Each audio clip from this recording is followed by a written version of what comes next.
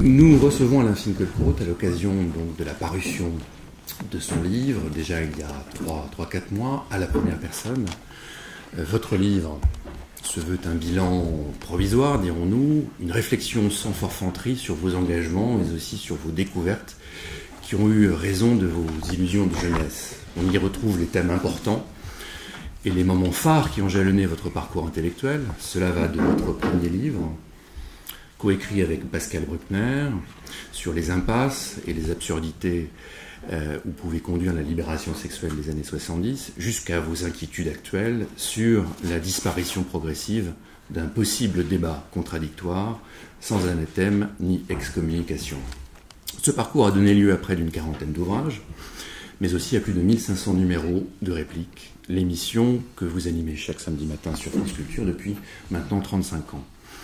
Votre livre est aussi une forme d'hommage à quelques-unes des grandes figures qui vous ont influencé ou qui vous ont ouvert les yeux sur des horizons obscurcis jusqu'alors par la prégnance des idéologies, des modes de l'époque. Je pense à Milan Kundera, plus particulièrement, à qui vous avez dédié votre livre, qui vous a sorti des théories hermétiques de la nouvelle critique littéraire en vous montrant que la littérature n'est pas condamnée à être à elle-même sa propre référence, mais qu'elle pouvait être aussi une exploration de l'existence. Mais les grands esprits qui vous ont accompagné en nourrissant vos réflexions sont nombreux, Camus, Lévinas, Hannah Arendt, Peggy et bien d'autres. Le lecteur comprend à travers votre livre comment vous êtes passé d'un regard sceptique et ironique sur les promesses illusoires de l'après-mai à un regard inquiet, presque angoissé parfois, devant le double mouvement de la dynamique démocratique qui tente à étendre sans cesse l'exigence d'égalité et l'emprise croissante de la technique, mise en évidence par Martin Heidegger, qui imprime sa marque dans toutes les sphères de l'existence. Vous êtes le gardien, pourrait-on dire, inquiet, d'un héritage qui vous a façonné et que vous n'avez cessé de célébrer dans tous vos livres, la culture, la langue, la civilisation française, une certaine harmonie des relations entre les hommes et les femmes aussi. Si vous le voulez bien, je vous propose de revenir sur certaines questions clés que vous abordez dans votre livre et qui sont aujourd'hui au cœur des enjeux du débat intellectuel. Car vous avez été parmi les premiers, dès les années 80, à tirer un certain nombre de signaux d'alarme sur les évolutions inquiétantes de notre société, l'école et son déclin, le relativisme culturel, l'essor de l'islam radical. Certains, après vous avoir considéré comme un rabat-joie, un nostalgique, ont fini par ouvrir les yeux et vous accompagnent aujourd'hui dans vos engagements. Mais bien d'autres continuent de voir en vous, bien souvent sans vous avoir lu, un conservateur, voire un réactionnaire. D'où la première question. Une critique de la société d'aujourd'hui est-elle nécessairement conservatrice ? Cela nous renvoie bien sûr à la notion même de conservatisme. Est-ce que tous les conservatismes sont condamnables ? Autre question, l'égalité qui semble être, comme l'a montré Tocqueville, l'horizon indépassable des sociétés démocratiques, a-t-elle eu raison de la culture et de l'école ? Enfin, comment expliquer le développement d'un courant islamo-gauchiste et la résurgence d'un antisémitisme dont nous pensions être débarrassés à l'époque où vous avez écrit Le Juif imaginaire en 1983. Ces questions ne doivent pas être pour vous un carcan. Vous avez bien sûr tout loisir d'aborder d'autres sujets. Je prendrai la liberté, après votre exposé, de vous poser 2-3 questions et je laisserai bien entendu la parole à la salle qui, je suis sûr, ne manquera pas de vous en poser d'autres. Merci beaucoup de cette introduction.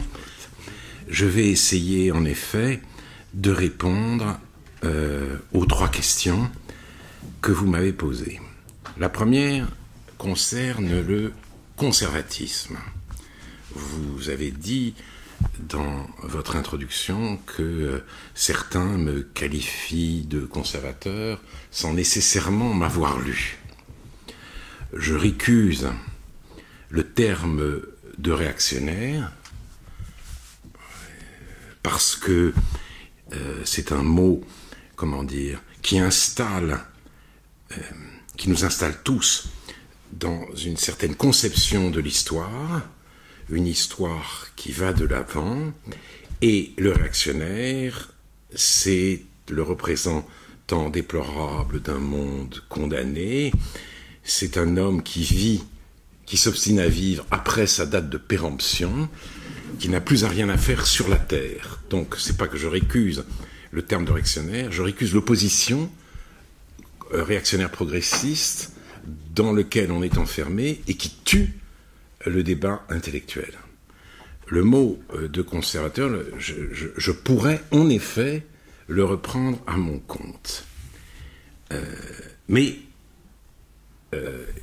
si je reviens un peu en arrière, je dois dire que dans ma jeunesse et même le début de mon âge mûr, je ne pouvais pas imaginer qu'un jour je me dirais conservateur. Parce que le conservatisme, pour moi, c'était avant toute chose la défense des privilèges. Et j'étais favorable à la mobilité sociale, à l'égalité des chances.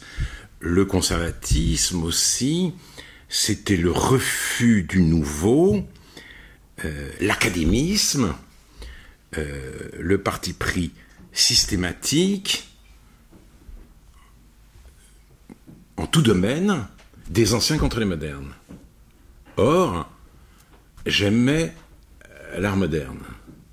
Et je continue à aimer l'art moderne, même quand je critique l'art contemporain. Et si je critique l'art contemporain, c'est précisément parce qu'il croit pouvoir prendre la place de l'art moderne.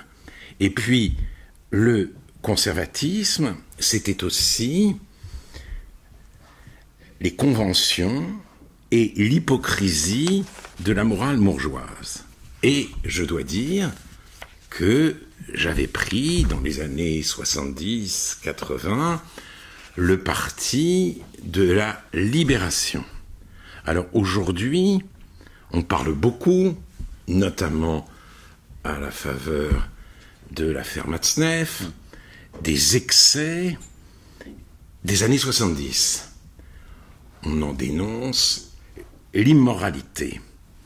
Je dirais, je ne raisonnerai pas en ces termes, je ne reviens pas sur l'affaire elle-même, elle ne nous concerne pas aujourd'hui, elle serait très très intéressante à étudier, mais c'est un autre sujet. Je pense que régnait alors une autre morale, admirablement résumée par cette phrase de Lacan. Je propose que la seule chose dont on puisse être coupable, au moins dans la perspective analytique, est d'avoir cédé sur son désir. C'était, si vous voulez, en guise de morale, le rejet du péché originel et de tout ce qui en restait dans la morale bourgeoise. C'était l'affirmation glorieuse de l'innocence de la chair. Voilà. Et c'était une sorte de morale. Et je ne suis pas forcément revenu à de meilleurs sentiments. Ce n'est pas ce que je dirais de mon conservatisme. Je m'efforce de ne pas être de ces vieillards dont La Rochefoucauld écrivait qu'ils n'ont à donner de bons préceptes que pour se consoler de n'être plus en état de donner de mauvais exemples.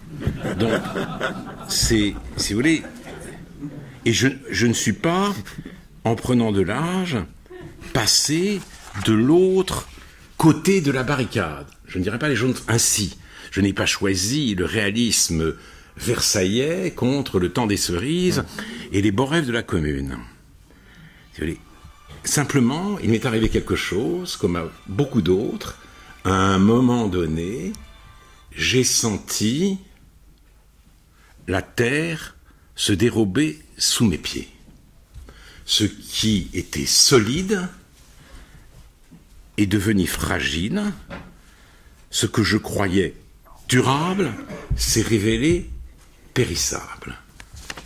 Et ce que je prenais pour argent comptant m'est apparu soudain précieux parce que précaire. Et en premier lieu, la France. Français, je l'ai longtemps été sans y penser. C'était pas une identité, c'était une carte d'identité. Et Élisabeth de Fontenay, qui me fait tant de reproches dans notre livre épistolaire, est elle-même amenés à reconnaître, il ne me semble pas indigne de demander combien de temps encore nous pourrons persévérer dans notre être tout en restant citoyens d'une République accueillante et d'un État de droit. Elle se pose elle-même la question, combien de temps pourrons-nous continuer à persévérer dans notre être? La France, si fière de sa grandeur, n'a pas été seulement rétrogradée au rang de puissance moyenne, après le grand moment d'illusionnisme gaullien, elle est devenue une petite nation, au sens de Kundera. Et en effet, j'essaye, à la première personne, d'acquitter ma dette envers Kundera, dette littéraire, mais aussi, je dois dire, dette politique. Je reviens très souvent à son article « Un Occident kidnappé, la tragédie de l'Europe centrale », un article publié dans Le Débat en 1983, fin 83, et à un moment donné, il dit que la petite nation est une nation dont l'existence elle-même est en question, qui peut disparaître et qui le sait. À cette époque, pour lui, ça caractérisait particulièrement les nations d'Europe centrale. Il commentait le premier vers célèbre de l'hymne polonais, « La Pologne n'a pas encore péri ». Et il disait, ben voilà, ça c'est inconcevable pour un Français ou un Anglais.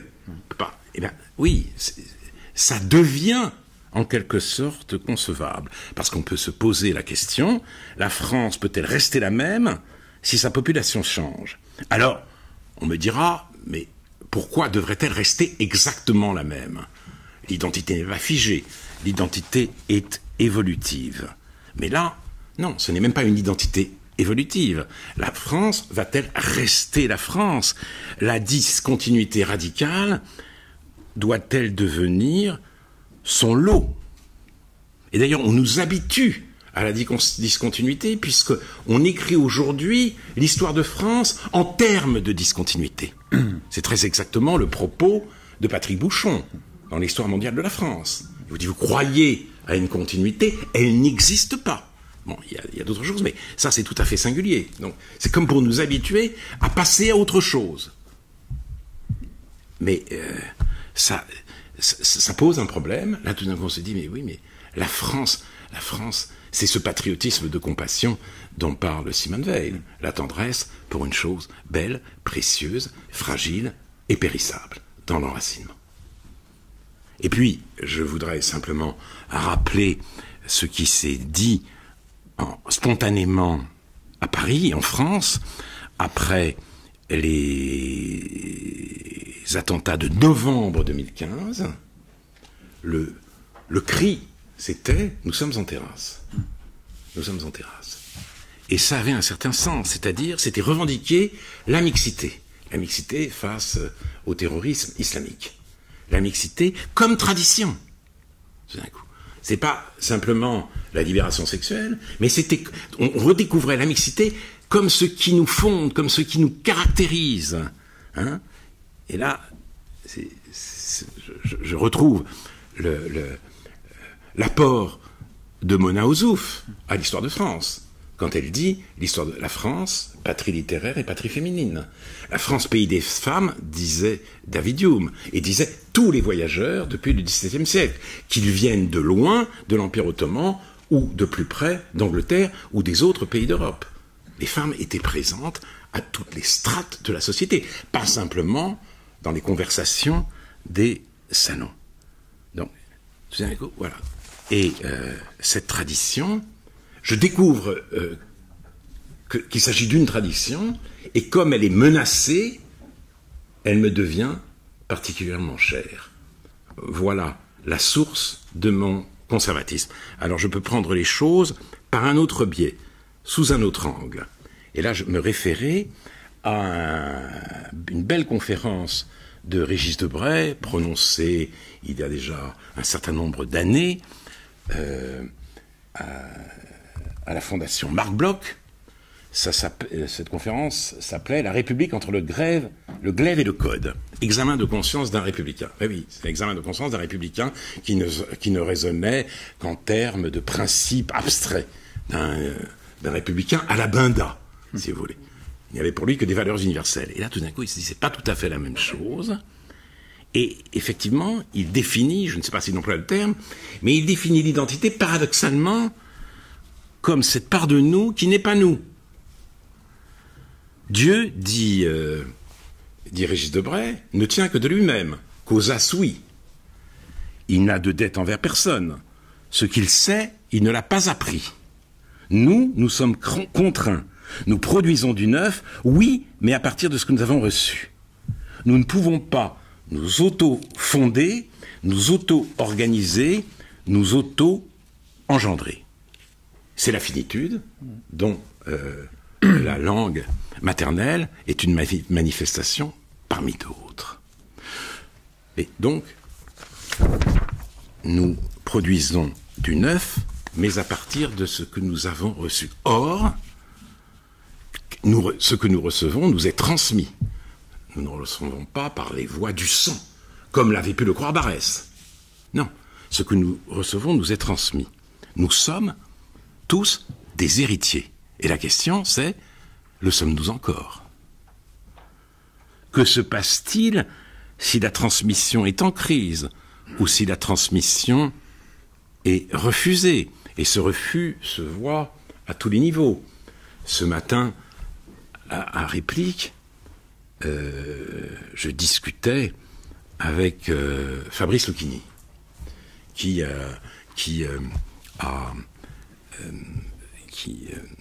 rôde en ce moment un nouveau spectacle à partir des croquis de mémoire. Ce sont des portraits de Jean Cau.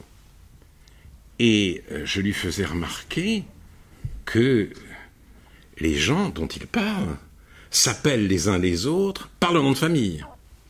Sartre, Jean Cau fait un portrait très tendre de Sartre, après l'avoir quitté, après qu'il a complètement lui-même changé de camp, changé de bord, mais il rappelle que Sartre l'appelait Cau. Enfin, il dit, voilà, Cau, que pensez-vous, etc.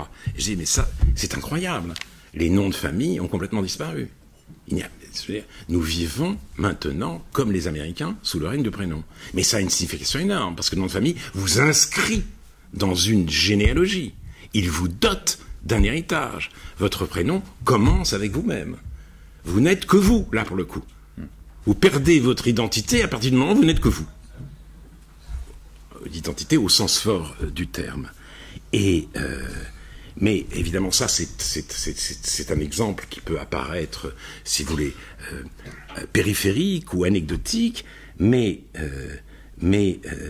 on peut se dire que l'héritage est aujourd'hui dilapidé, que c'est effectivement le sens profond, le sens quasi métaphysique de la crise de l'école. Et c'est justement, dit Hannah Arendt, pour comment dire ça, préserver ou pour rendre possible ce qui est neuf et révolutionnaire dans chaque enfant, que l'éducation doit être conservatrice. Elle utilise le mot, elle doit protéger cette nouveauté et l'introduire dans un monde déjà vieux. Et Simone Weil, l'opposition entre l'avenir et le passé est absurde. L'avenir ne nous apporte rien, ne nous donne rien. C'est nous qui, pour le construire, devons tout lui donner notre vie même.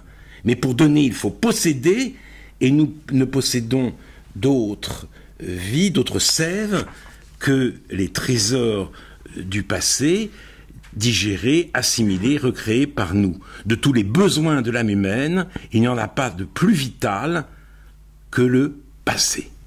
Le conservateur, c'est celui qui voit les trésors dont parle Simone Weil engloutis.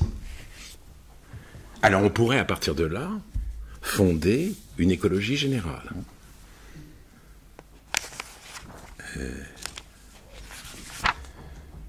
Nous ne sommes plus à l'âge du changement ou du progressisme, car le changement se fait en dehors de nous, le mouvement nous est imposé. Et ce qui s'impose, si vous voulez. En regard de cette contrainte, justement, du changement permanent et du mouvement perpétuel, c'est la préservation de la terre qui s'épuise, des espèces animales qui disparaissent, de la langue qui, loin d'être immortelle, est de plus en plus mal parlée par les locuteurs français eux-mêmes, de la culture et de la beauté du monde. De la culture, nous voyons bien, mais ça j'en parlerai tout à l'heure, qu'elle est marginalisée dans l'école. Et la culture générale,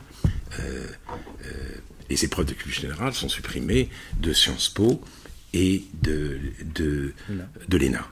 Alors, cette écologie a-t-elle aujourd'hui une traduction politique? La réponse est non.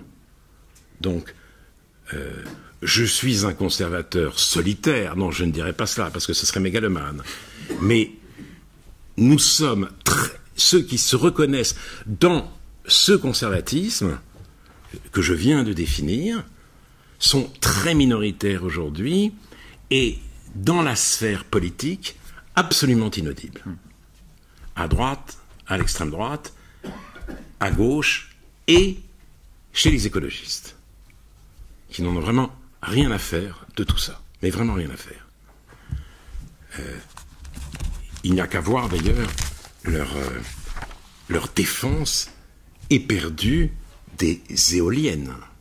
Ça, c'est absolument fascinant, et je voudrais vous lire, avant d'avoir fini avec cette première question, le texte d'un appel rédigé par Bérénice Levet et que j'ai signé avec d'autres et qui sera sans doute, même très sûrement, publié dans le prochain numéro de Causeur. C'est une adresse au président de la République. Monsieur le Président de la République, quiconque traverse la France en est le témoin. Partout se dressent des éoliennes, ces pylônes aux pales gigantesques clignotant nuit et jour. Les plaines céréalières, les collines provençales, les rivages, les océans, aucun arpin de terre ni de mer n'est à l'abri. Objets industriels fabriqués en série, elles uniformisent un pays, le pays aux destinées duquel vous présidez, distingué d'entre tous pour la diversité, la variété, la beauté de ces paysages. Hors d'échelle, ces turbines accaparent la vue, écrasent ce qui les entoure. Turbines, en effet, aérogénérateurs plus rigoureusement, il convient de nommer les choses par leur nom. Les éoliennes n'ont rien de bucolique, rien de pastoral, ni moulins, lesquels se fondaient dans le paysage, ni champs ou fermes d'éoliennes, mais des usines à ciel ouvert. Leur réalité est industrielle. De part en part, notre œil est blessé, notre sensibilité affectée, notre sens du beau offensé. L'œil, la sensibilité, le sens du beau, voilà. Et le sens aussi que nous sommes les héritiers de ces paysages, tout cela n'existe pas pour ceux qui aujourd'hui accaparent le nom d'écologistes. Vous voyez, les écologistes par rapport à l'écologie, c'est exactement comme l'art contemporain par rapport à l'art moderne. Alors, donc, deuxième question, l'égalité. C'est ça? Est-ce que la démocratie a eu raison de la culture et de l'école? Attends, oui, la question, c'est très bien. L'égalité a-t-elle eu raison de la culture et de l'école? Alors, l'égalité. On ne peut pas, si vous voulez, balayer l'égalité d'un revers de main. L'égalité au sens moderne, c'est quelque chose, admirablement défini par Tocqueville. Dans les sociétés aristocratiques, le semblable, c'est pour chacun l'homme de sa caste. Dans les sociétés démocratiques, où l'égalité est au principe du vivre ensemble, le semblable, c'est tout homme. La démocratie moderne est fondée sur l'idée de l'égale dignité de tous les hommes. Ce qui fait d'ailleurs que le pouvoir s'exerce, comme l'a montré Robert Legault, sous la surveillance de l'humanité. Il y a des lois que la majorité pourrait voter et qui ne seraient pas démocratiques. Des lois discriminatoires pour une minorité, par exemple. Précisément parce que on est citoyen en tant qu'homme. Donc, voilà. Et si vous voulez, cela, c'est le génie de la démocratie moderne. Mais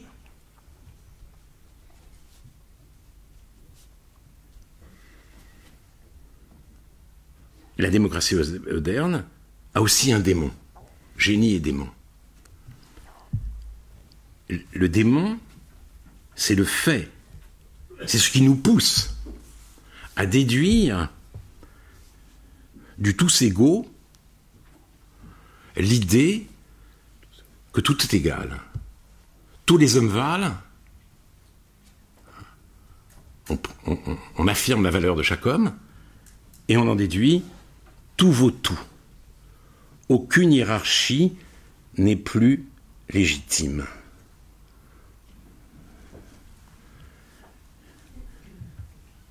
Les sciences sociales ont ainsi noyé le trésor dont parle Simone Weil dans le n'importe quoi. Et comment elles l'ont fait? Elles l'ont fait en mettant la culture au pluriel. Il n'est plus possible aujourd'hui, dans la sphère publique, d'affirmer la suprématie de la poésie sur le rap. C'est impossible. C'est impossible. Ça peut, même à l'université, ça devient difficile. Mais dans l'espace médiatique, ce n'est plus possible.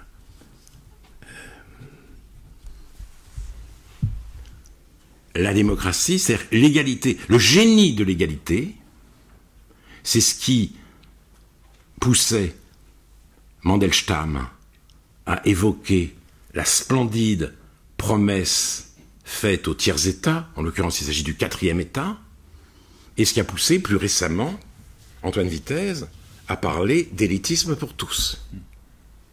C'est un oxymore, mais on voit bien ce que ça veut dire. Ces trésors doivent pouvoir être partagés. Cet héritage doit être ouvert. Le démon de l'égalité, lui, se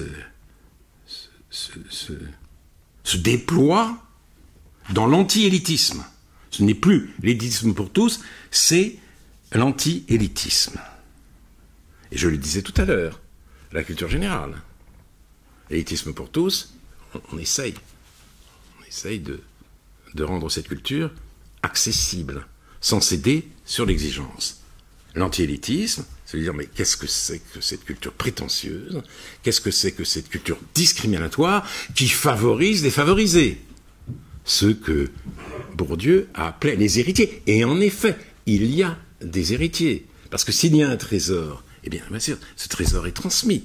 Et il y a des gens qui naissent avec une bibliothèque à la maison. Et Borges disait, moi, j'ai tout appris dans la bibliothèque de mon père, et je n'en suis pas sorti. J'en suis pas sorti. La bibliothèque de mon père. Et donc, c'est un peu... voilà. Et il y a des gens qui n'ont pas de bibliothèque. Et qu'est-ce qu'on va faire? Eh bien, on va faire en sorte qu'il n'y ait de bibliothèque pour personne. Ou presque. Que tous les enfants fassent leurs devoirs en classe. Et donc, la culture générale est considérée comme dangereuse, suspecte, elle est discriminatoire. Et pour cela, elle est marginalisée. Donc, il y a un génie de l'égalité, il y a un démon de l'égalité. Et voilà. Et il se livre une lutte, ce génie et ce démon. Et j'ai peur, effectivement, qu'aujourd'hui, le démon soit en train de l'emporter. Mais la critique de l'égalitarisme ne doit pas nous faire abandonner l'autre idée de l'égalité parce que c'est une conquête. Ce que pensait aussi Tocqueville. Alors, la troisième question. Islamo-gauchisme, comment en est-on arrivé là?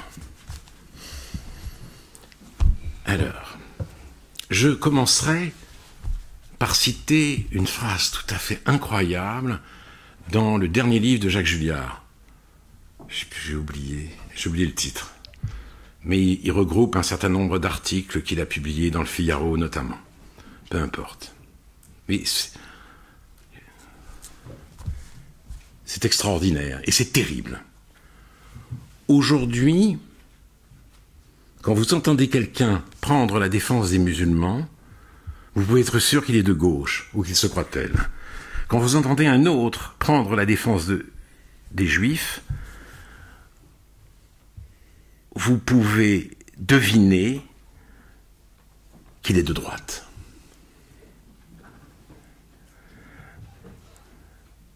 Un Charles Maurras, s'il revenait parmi nous, n'en croirait pas ses yeux, encore moins ses oreilles qu'il avait mauvaises. Et c'est vrai.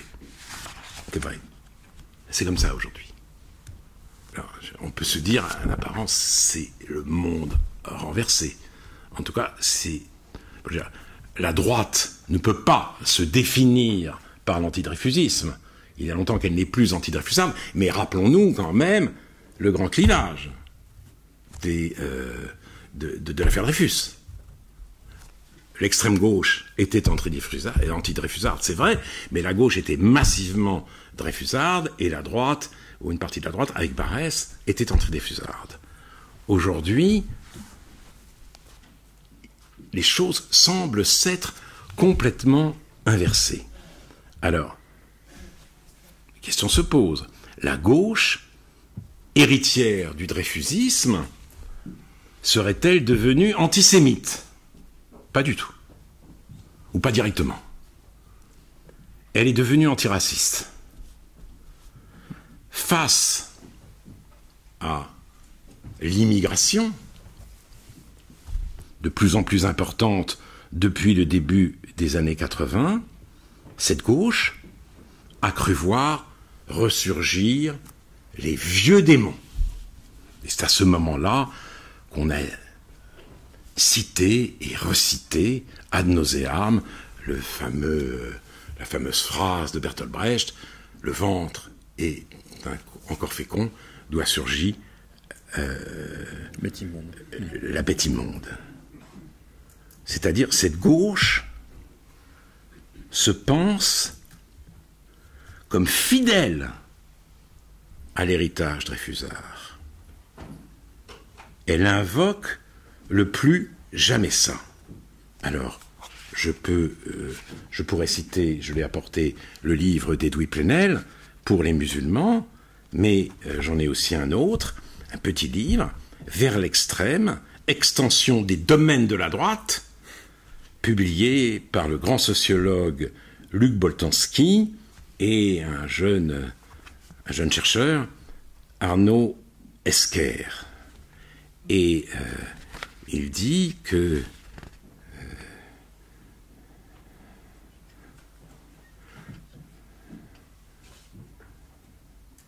il parle justement des présumés musulmans désignés à la vindicte, car c'est en tant que tels que leur présence grandissante dans les rues, dans le métro, dans les hôpitaux et les écoles, et surtout dans les médias, mettrait sourdement en péril l'identité malheureuse, entre guillemets, de la nation, et serait le vecteur d'un grand remplacement, entre guillemets, marquant l'effondrement de notre, entre guillemets, civilisation sous les coups de l'islamisme. On peut encore une fois rapprocher ce thème des figures largement diffusées par l'Action française, à cette différence près qu'il réoriente, surtout contre les musulmans, une hostilité qui fut, dans la première moitié du XXe siècle, principalement dirigée contre les juifs et le judaïsme. C'est très intéressant. C'est-à-dire ce qu'on appelle aujourd'hui les islamo-gauchistes pensent qu'ils sont, eux, à la hauteur de la situation. Les musulmans, les étrangers, et parmi eux les arabes, les arabo-musulmans, sont aujourd'hui l'objet de la haine, de la xénophobie, du rejet. Ce sont les nouveaux juifs. Et ils sont les faibles. L'islam n'est pas aimé en tant que tel, mais en tant que religion des pauvres. Alors, on est laïque, on est athée, simplement, on respecte, on soutient la religion des pauvres parce que, justement, c'est la religion des pauvres. Alors que le catholicisme serait la religion des riches et le judaïsme, enfin, ça commence à venir aussi, ou à revenir. Mais je rappelle aussi le livre absolument terrible d'Emmanuel Todd, qui est Charlie. Alors j'en parle aujourd'hui parce que Emmanuel Todd a écrit un livre sur la lutte des classes qui fait la joie des médias. Ils oublient qui est Charlie. Des millions de Français sont précipités dans la rue pour définir comme besoin prioritaire de leur société le droit de cracher sur la religion des faibles. Les Français sont descendus dans la rue après les attentats de l'Hypercacher à Charlie Hebdo. Et pour lui, ça voulait dire cracher sur la religion des faibles, des déshérités, des damnés de la terre. Et il va encore plus loin dans son livre, blasphémer de manière répétitive, systématique sur Mahomet, personnage central d'une religion faible et discriminée, devrait être, quoi qu'en disent les tribunaux, qualifié d'incitation à la haine religieuse, ethnique et raciale. Voilà. Donc il le dit après les attentats, après la mort. Autrement dit, les dessinateurs qui ont été tués, Charb, Wolinski, Cabu, auraient dû être condamnés par les tribunaux et ils le sont post-mortem. Ce qui a quand même pour signification qu'ils ont bien cherché ce qui leur est arrivé. Voilà. Qui est Charlie aux éditions du Seuil. Il s'agit donc dans l'esprit de cette gauche, de se porter au secours des faibles et surtout, les faibles, ce n'est plus le prolétariat, ou c'est plus seulement le prolétariat, parce que dans une situation où la xénophobie renaît, ce sont les objets de l'exclusion, de la discrimination. C'est le parallèle juif-musulman qui fonde l'islamo-gauchisme. Et Edoui Plenel construit autour de cette analogie son livre pour les musulmans. Pour les musulmans, pourquoi? Et il se vit comme le nouveau Zola. Zola était pour les juifs au moment de l'affaire Dreyfus. Moi, Edoui Plenel, je suis pour les musulmans, parce que ce n'est plus une affaire Dreyfus, ce n'est plus un individu, c'est une population qui est aujourd'hui un objet de haine et qu'il faut savoir défendre. Mais alors simplement, voilà, on va au secours des faibles. Voilà ce qui fonde l'islamo-gauchisme. On va au secours des faibles et en même temps, on cède au plus fort. Et les deux choses doivent être pensées simultanément. La gauche, cette gauche en tout cas, s'est installée dans cette contradiction. J'en veux pour preuve la dernière sortie de Jean-Luc Mélenchon, au lendemain des résultats des élections en Angleterre. Ce qui a été le plus frappant, et à mes yeux, le plus extraordinaire, le plus réjouissant dans ces élections, c'est la déroute de Jérémy Corbyn. Il avait embarqué le parti trazaïste sur les voies de l'antisémitisme. Ce n'est pas la seule raison pour laquelle il a été rejeté. Il y avait aussi son programme radical et insensé. Mais c'est une des raisons. L'Angleterre n'a pas voulu de cela. Et d'ailleurs, le grand rabbin d'Angleterre était intervenu dans la presse pour en parler. Cette complaisance à l'égard de l'antisémitisme a beaucoup choqué. Parce qu'il n'y avait pas que Jerry Corbyn, il y avait John Galloway, il y avait Ken Livingstone, ancien maire de Londres, qui avait dit Hitler était sioniste.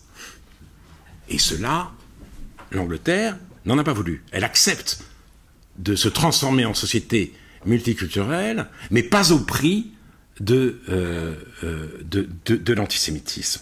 Or, comment réagit Jean-Luc Mélenchon? Eh bien, en disant que tout le problème est venu du fait que Jérémy Corbyn a composé. Il a composé avec ses cette force, avec ce lobby. Il a dû subir sans secours la grossière accusation d'antisémitisme à travers le grand rabbin d'Angleterre et les divers réseaux d'influence du Likoud, parti d'extrême droite de Netanyahou en Israël. Et lui, Mélenchon dit, avec moi ça va pas se passer comme ça. Je ne vais pas me laisser faire. Je ne plierai pas le genou devant les oukases arrogants des communautaristes du CRIF. Je voudrais m'arrêter une seconde à cette formule, elle est extrêmement intéressante. Personnellement, je n'ai jamais été dans un dîner du CRIF, et je suis, il y a déjà quelques années que j'ai parlé à propos de cette cérémonie annuelle de tribunal dînatoire. Mais ça n'a aucun rapport avec le communautarisme.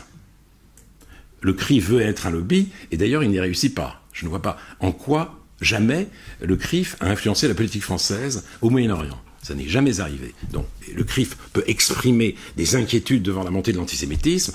Franchement, c'est la moindre des choses. Or, pour Mélenchon, le communautariste, c'est le CRIF. Le CRIF est communautariste, et le communautariste, c'est le CRIF. C'est-à-dire, à chaque fois que la question du communautarisme lui est posée, il désigne le CRIF. Pour ne pas parler du séparatisme aujourd'hui mis en place en France. Pour ne pas parler de la fracture française. Parce qu'on ne voit pas que les membres du CRIF, ou ceux qui se reconnaissent dans le CRIF, vivent entre eux. Il y a en effet des juifs très religieux dans le 19e ou dans le 20e, mais ce n'est pas du tout du même ordre, ça n'a aucun rapport avec le CRIF, et ça c'est quand même très très intéressant, parce qu'il ne s'agit plus simplement de venir au secours des faibles, mais de céder au plus fort. Ce que disait le manifeste contre le nouvel antisémitisme, rédigé par Philippe Wahl et publié en avril 2018, la bassesse électorale calcule que le vote musulman est 10 fois supérieur au vote juif. Et cette bassesse électorale, elle est très présente à la France insoumise, bien sûr. Donc, c'est ça qui est très dangereux, parce que ça ne concerne pas simplement la gauche. Il y a un islamo-gauchisme, mais le centre et la droite sont peu à peu, et on va le voir dans les municipales, gagnés par ce clientélisme compassionnel, si vous voulez. On joue sur les deux tableaux. Il faut aller vers les plus déshérités, et il se trouve qu'ils ont un poids électoral beaucoup plus important que celui des Juifs aujourd'hui, malgré les dîners du CRIF. Donc nous n'avons pas fini avec ce problème, nous sommes au commencement de quelque chose. Voilà. Merci. J'aurais une première question par rapport à l'ensemble de votre parcours et de vos engagements. Y a-t-il, selon vous, des causes qui ont été gagnées ? Comment ? Y a-t-il des causes qui ont été gagnées, des engagements qui ont été gagnés depuis ceux que vous avez entrepris depuis une quarantaine d'années ? Est-ce qu'il y a eu des points heureux, positifs, qui ont manifestement été non, dans vos engagements ? Des victoires, je ne dirais pas. Je ne crois pas, non. Mais quand même, je crois que dans les années 80, nous étions très peu nombreux à dénoncer le péril dans lequel était l'école, le péril dans lequel les réformes incessantes mettaient l'école. Je m'excuse, la phrase n'est pas très belle. Voilà, il y avait, on nous appelait les républicains, et on nous traitait, disons, avec une certaine condescendance, au mieux. Je crois que la bataille n'a pas été gagnée, mais d'un autre côté, c'est le pédagogisme qui fait aujourd'hui profil bas. Donc, sur le terrain des idées, Mérieux et ses adeptes, je crois qu'ils ont perdu. La question, c'est de savoir, est-il encore temps de sauver l'école ? On sait qu'il faut sauver l'école. Avant, ils pensaient toujours qu'il fallait réformer l'école. Il fallait la réformer pour la rendre plus ceci, plus ouverte sur la vie, etc. Il fallait mettre l'enfant au centre du système éducatif. Maintenant, on sait qu'à force de réforme, il faut essayer de la sauver. Elle est de moins en moins démocratique, maintenant qu'elle s'est totalement démocratisée. On le voit avec, quand on compare les entrées dans au concours des années maintenant et dans les années 50, il y a plus d'ouvriers admis à Polytechnique ou de fils d'employés d'ouvriers admis à Polytechnique dans les années 50-60, c'est-à-dire avant la démocratisation de l'école, qu'aujourd'hui. On se rend compte, et on peut dire que le discours a changé avec Jean-Michel Blanquer. Il parle de refonder l'école, et il serait peut-être ne dirait-il pas sauver l'école parce que ce serait un discours trop pathétique, et un ministre ne peut pas se permettre d'être pathétique. Mais il le sait. Mais là, la question est de savoir, donc, c'est une victoire idéologique. Mais sera-t-elle traduite dans les faits? Je n'en sais rien, et je ne le crois pas. Mona Ozouf et Jacques Julliard en veulent beaucoup à Jean-Michel Blanquer d'avoir maintenu la semaine de 4 jours. Hein, il ne pourra rien faire, c'est vrai. Une semaine de 4 jours avec des vacances de 15 jours toutes les 6 semaines, on ne voit pas comment les enfants, les adolescents pourront apprendre encore. Mais il a été contraint par les fédérations des parents d'élèves, par les intérêts touristiques en jeu aussi, bien sûr, pour ce qui est des vacances. Je veux dire, si un jour il décidait de raccourcir les vacances, il y aurait une levée de bouclier. Donc la marge de manœuvre aujourd'hui d'un ministre de l'Éducation est très étroite. J'avais rencontré Xavier Darcos quand il était ministre de l'Éducation. Et il m'avait dit, vous savez, moi, un bac digne de ce nom, je peux le faire. Le problème, c'est qu'évidemment, il va y avoir des redoublants. Et forcément. Et comment je vais faire pour gérer les stocks? Je peux pas. J'ai pas les moyens. Je peux pas. Et il y a une magnifique réforme du bac aujourd'hui, mais le résultat est donné d'avance. Et donc, l'université sera engorgée, etc., etc. Vous voyez, je veux dire, même quand des gens sont lucides, conscients du problème, quand les programmes sont justement, reconstruits après la folle déconstruction dont ils ont été l'objet les décennies précédentes, on se dit, oui, mais voilà, comment cela pourra-t-il se traduire effectivement? C'est une victoire, mais on ne sait pas jusqu'à quel point. Simplement, on peut dire quand même que sur la question scolaire, le climat a changé. Alors, c'est pas ma victoire, évidemment. Nous étions un certain nombre à le répéter sans cesse, et finalement, nous avons vaincu la FCPE.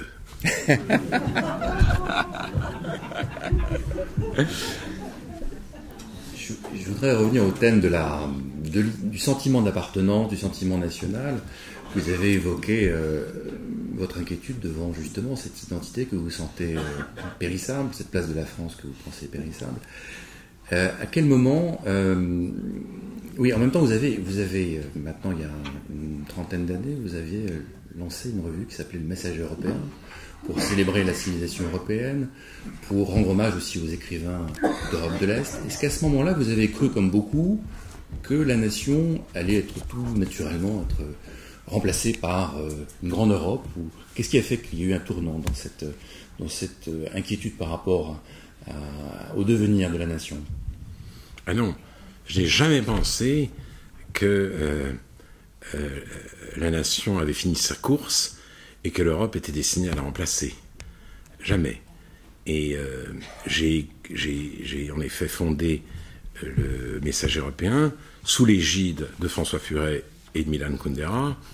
C'était la Fondation Saint-Simon qui finançait le Messager européen et qui, au bout de 2 numéros, je crois, a retiré son financement parce que c'était pas la revue Est-Ouest qu'ils attendaient, mais c'était une revue à tonalité peut-être trop philosophique et où Heidegger occupait une grande place.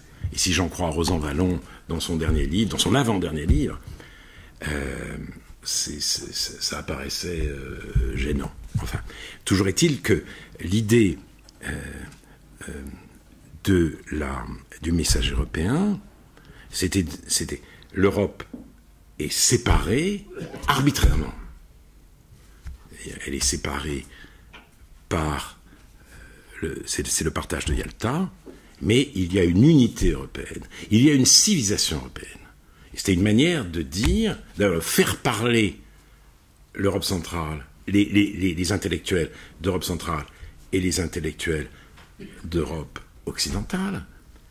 Et c'était une manière de dire, l'Europe n'est pas seulement une construction, c'est une civilisation. Nous sommes par rapport à l'Europe, ça c'est une phrase de Ricoeur, en position d'innovateur, mais aussi en position d'héritier. Si l'innovateur oublie l'héritier, cette Europe ne peut pas vraiment fonctionner. S'il y a un pur fonctionnement, elle ne fonctionnera pas. Donc, et dans cette Europe, les nations avaient leur place. Je vous ai parlé de cet article de Kundera, auquel je reviens souvent, peut-être trop souvent, mais vous vous souvenez peut-être du début de l'article, c'est 1956, Budapest, les chars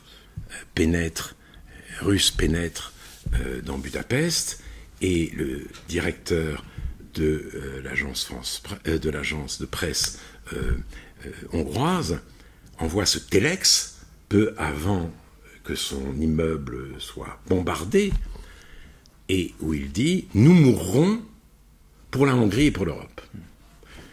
Les deux choses allaient de pair. L'identité nationale et l'identité européenne étaient également défendues face à ce qui apparaissait non seulement comme un régime uni, mais comme une autre civilisation. Il y avait... C'était les soviétiques et c'était les russes. C'était russo-soviétique. Voilà. Et donc, c'est avec cette idée de la nation et cette idée de l'Europe que j'ai en effet créé le message européen. Et tout de suite est survenue la guerre en ex-Yougoslavie. Et la guerre en ex-Yougoslavie, c'était au mois de février 92, je crois, cette grande réunion, ce colloque organisé par des revues, des grandes revues françaises, et parrainé par François Mitterrand, sous le titre « Les tribus ou l'Europe ». Et les tribus, c'était les Balkaniques qui se battaient comme des nègres dans un tunnel. Et c'était après la destruction de Vukovar par l'armée serbo-yougoslave. Elle n'a pas pris Vukovar, elle a détruit Vukovar. Et quand les troupes sont entrées dans l'hôpital de Vukovar, ils ont liquidé tous les malades et le personnel soignant qui y était encore resté. Voilà. Donc, après la destruction de Vukovar, on nous parle des tribus et de l'Europe. Donc, à ce moment-là, la revue, qui avait aussi une autre ambition, une ambition philosophique, une ambition littéraire, s'est engagée dans le conflit, mais justement pour rappeler que en Yougoslavie, il y avait des nations, que ces nations avaient créé une fédération, mais qu'elles n'avaient pas la même histoire, et que elles devaient pouvoir se séparer normalement. Voilà. Et donc, je n'ai jamais considéré la nation comme une entité vouée à périr, vouée à disparaître. D'accord.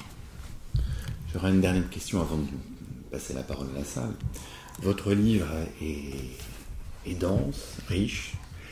Il est en même temps assez court, 114 pages. Sans doute n'avez-vous pas eu l'occasion de tout développer. Précisons quand même qu'au départ, c'était une introduction qui devait figurer dans le recueil de vos ouvrages pour la collection Quarto, et vous vous êtes rendu compte que finalement l'introduction c'était trop court, vous aviez envie d'écrire davantage. Est-ce qu'un jour on pourra lire les mémoires d'Alain Finkielkraut ? Ah, c'est 114 pages, je peux plus supporter. En fait, je me suis battu avec l'éditeur pour les caractères. j'ai dit, voilà, quel caractère vous voulez? Alors je suis arrivé avec un livre de Kundera, parce que c'est écrit, c'est bien écrit, c'est avec des beaux caractères gros. Je dis, je veux ça. Il m'a dit, non, voulons pas. Mais je lui dis, mais moi je veux ça. Non, on a un type à l'impression qui est absolument génial, etc. Il fait ce qu'il fait maintenant pour tous les caractères, et je suis pas content. Je suis pas content parce que normalement ça devait être un peu plus épais, ça aurait dû faire 130, peut-être 140 pages, et on ne m'aurait pas sans cesse répété pourquoi avez fait un livre si court. Donc, je suis victime du choix des caractères de Gallimard. Parce qu'au début, mon livre était beaucoup plus court. Et puis, pendant 6 mois, j'ajoutais des phrases, j'ajoutais des paragraphes, etc. Je venais voir le secrétaire de Rana Levi, je lui dictais tout ça, et donc j'étais très content à la fin. Je suis arrivé à 140 000 signes, je me dis, mais franchement, c'est pas mal, et tout d'un coup, 114 pages. Donc je dis ça en plaisantant, je ne crois pas que j'écrirai un jour mes mémoires, ce n'est pas mon talent.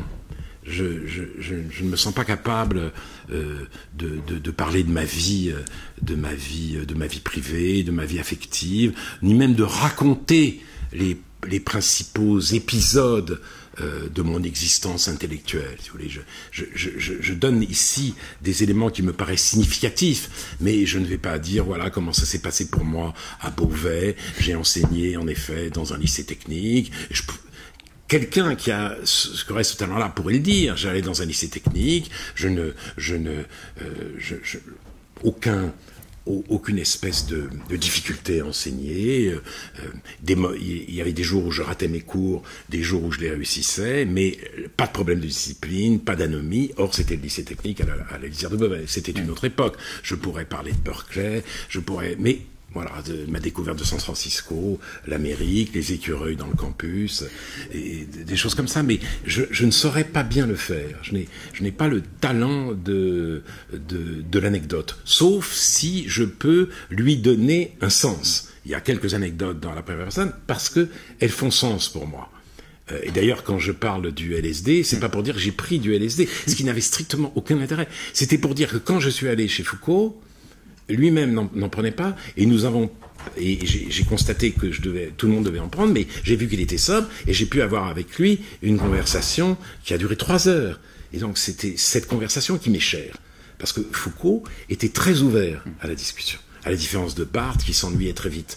Il vous recevait au café et ses yeux fuyaient. C'était un homme qui était habité par l'ennui. Foucault crépitait. Donc c'était ça que je voulais signaler. Je n'ai aucune dette philosophique ou intellectuelle envers Foucault, et en même temps, cette amitié étrange a compté pour moi. Et je voulais pouvoir le dire. Vous voyez, donc j'ai prélevé dans ma vie un certain nombre d'anecdotes, mais je ne crois pas pouvoir aller plus loin. Quant à ma vie affective, il faudrait soit être un romancier, soit plutôt être un poète lyrique, mais je ne suis ni l'un ni l'autre, donc je ne m'y risquerai pas. Merci. J'imagine qu'il y a des questions dans la salle. Alors, là, ici, là. Moi, je peux parler sans micro. Ah, bon, très bien. À parler fort, hein, je suis un peu sourd. Je pense que vous allez m'entendre. Oui. Voilà. Je vous trouve optimiste, curieusement optimiste. Attendez, excusez-moi. Quant à l'école avec un grand E et l'action de Jean-Michel Blanquer, vous devez savoir depuis longtemps qu'aucun ministre de l'Éducation nationale n'a les mains libres et qu'il est ligoté par des équipes de pédagogues qui sévissent depuis plus de 30 ans.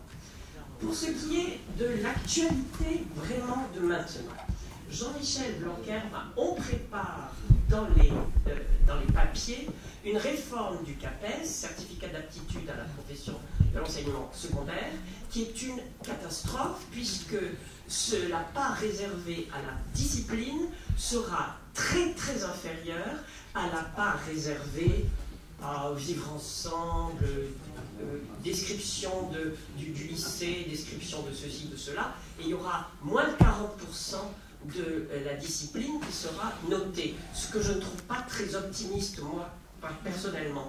Et ce qu'on trouve aujourd'hui, les difficultés à recruter des professeurs, ça me paraît aussi extrêmement inquiétant, puisque selon les académies, alors là maintenant je descends dans le primaire, par exemple dans les académies de Paris et des alentours, on recrute des instituteurs à 6-7 de moyenne sur 20, alors qu'en Pays d'Oc, dans le sud, on recrute des instituteurs à 10-11 de moyenne, vous voyez. Et donc voilà, donc moi personnellement, je suis très pessimiste, bien que je continue à me battre. Écoutez, j'essayais. C'est bien tenté. Une petite lueur d'espoir. Je me plaçais sur le terrain des idées. Je pense que sur le terrain des idées, ce que nous appelons ici les pédagogues ont perdu. Je crois d'ailleurs que Jean-Michel Blanquer recourt aux sciences neurologiques, moins tant par scientisme que pour les faire taire, et pour en finir avec la méthode globale, même semi-globale.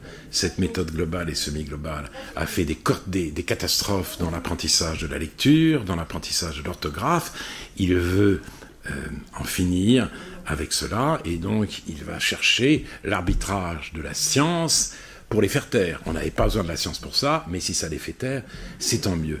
Pour le reste, vous avez sans doute raison. Vous avez sans doute raison. Les professeurs sont eux-mêmes aujourd'hui, et depuis un certain nombre d'années, sinon de décennies, des produits de l'enseignement de l'ignorance. Oui, c'est vrai. C'est-à-dire, d'ailleurs, même l'allure du professeur a complètement changé. D'ailleurs, on dit prof. C'est terrible. L'allure du professeur, le professeur en imposait. C'était un bourgeois. Mais enfin, il n'y a plus de bourgeois, c'est vraiment le problème. Mais donc, il en imposait. Et maintenant, on les voit débarquer en jean, enfin moi aussi aujourd'hui, et en t-shirt. C'est pas normal, c'est pas décent, c'est pas comme ça que s'habille un professeur. Il doit maintenir une dissymétrie et une différence avec ses élèves. Et visiblement, cette idée-là n'a plus cours. Donc, évidemment, le train de l'histoire nous est extrêmement défavorable, sans compter les risques du métier. J'entendais, il y a 2 ans déjà, un enseignant dans un lycée professionnel qui avait été sévèrement passé à tabac par un de ses élèves, et il dit « L'enseignement aujourd'hui est devenu un sport de combat ». Et c'est tout ce que nous explique Georges Bensoussan et ceux qui travaillent autour de lui dans les territoires perdus de la République, et dans le livre qui a suivi il y a 2 ans ou 3 ans, Une France soumise. Ces territoires-là sont de plus en plus nombreux, et donc il y a toujours davantage de professeurs qui vont faire cours la peur au ventre à des élèves qui refusent cet enseignement. Et donc ça, c'est en effet une situation catastrophique. Ce n'est pas un métier très bien payé. Et si en plus c'est un métier qui fait peur, on comprend qu'il y ait aujourd'hui une crise des vocations, et on ne voit pas que la politique générale remédie comme il le faudrait à cet état des choses. Parce qu'il faudrait aussi modifier complètement la politique de l'immigration. Donc, vous voyez, je suis tout à fait d'accord avec vous. Sur le plan des idées, nous avons vaincu, mais le mouvement historique va dans l'autre sens. Bien, merci Alain pour cet exposé. Je voulais te poser une question sur la façon dont on combat le politiquement correct. Parce que globalement, on sait qu'on est quand même assez proche. Il y a une question que je voudrais poser sur une forme de réactivité au politiquement correct, on va pas dire à droite, mais qui me semble par moment, par exemple dans la critique qu'elle porte sur le progressisme. Je crois que ce que tu as rappelé avec Emmanuel Macron est tout à fait juste, cette espèce d'opposition insupportable entre progressistes et conservateurs. Mais je me pose la question, cette répétition du mot progressiste, c'est les progressistes, ça vient du progressisme. Qu'est-ce qu'on attaque exactement? Qu'est-ce qui est attaqué par une partie, je dirais, d'une droite réactive vis-à-vis du politiquement correct? Et moi, j'ai une petite expérience d'un débat avec Buisson sur mai 68. Ah.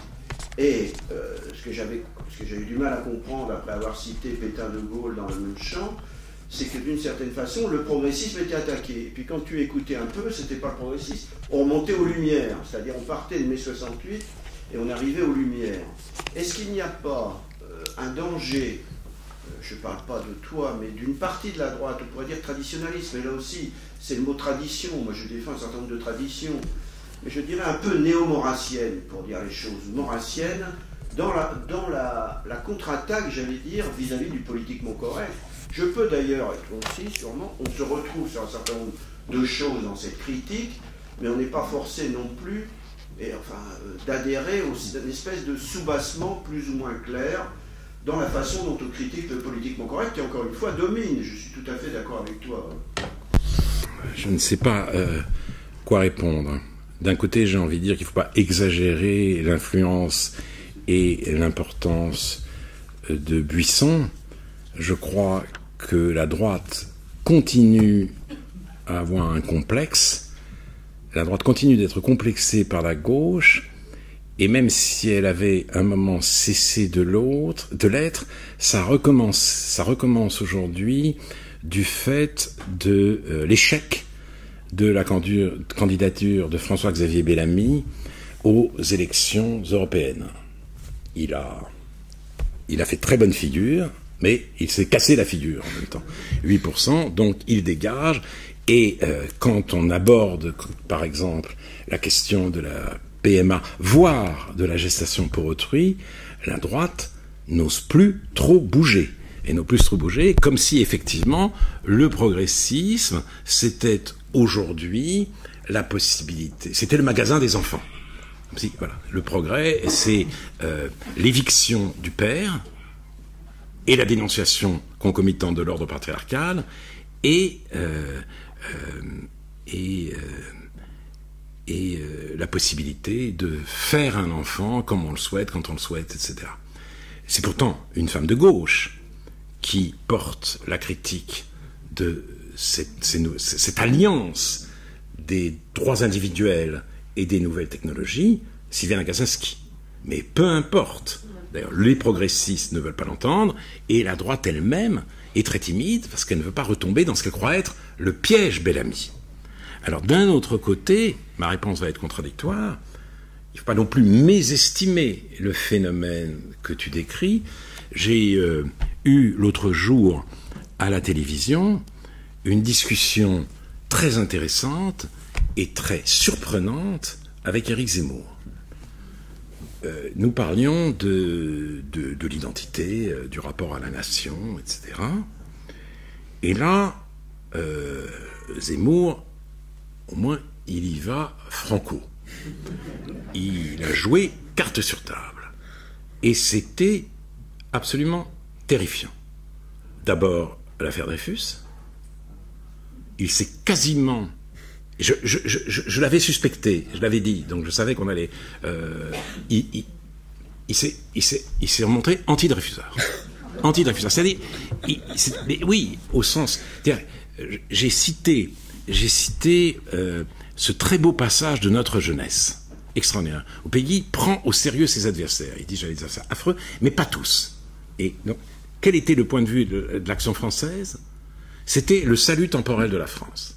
Et on peut sacrifier un individu au salut temporel de la France. C'est-à-dire, bon, c'est une manière assez belle de parler de la raison d'État. On n'allait pas complètement déstabiliser et affaiblir l'armée pour une injustice. Et donc, certains anti-Dreyfusards pouvaient être convaincus de l'innocence de Dreyfus, simplement. Et lui disait, de notre côté, nous défendions le salut éternel de la France. Le terme est un peu grandiloquent, c'est une métaphysique peut-être vétuste, mais on voit ce qu'il voulait dire. Il y allait de l'honneur d'un peuple. Et j'ai dit à Zemmour, mais vous êtes pour la raison d'État, vous défendez la France tout en nous ôtant toutes les raisons de l'aimer, puisque c'est une France définie exclusivement par l'intérêt, la puissance et la raison d'État. Et il en a convenu Il y en a contenu. On exagère l'importance de l'affaire Dreyfus, dit-il. C'est pas important. Effectivement, l'armée a été désorganisée, et c'est à cause de ça qu'il y a eu les premières défaites de 14, les premières boucheries de 14.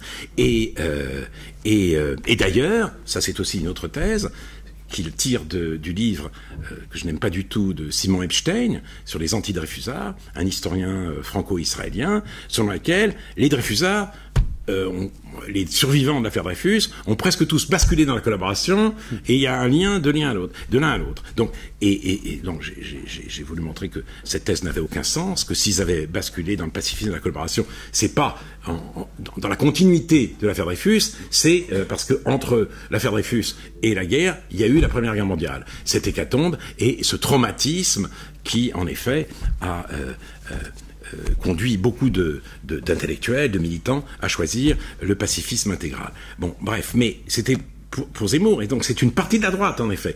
Une manière de dire que la gauche est responsable de tous les maux de la France. Tous les maux. Et là, nous avons donc parlé de Maurras, et là aussi, Pétain. Il a repris son ancienne Pétain, le bouclier, etc.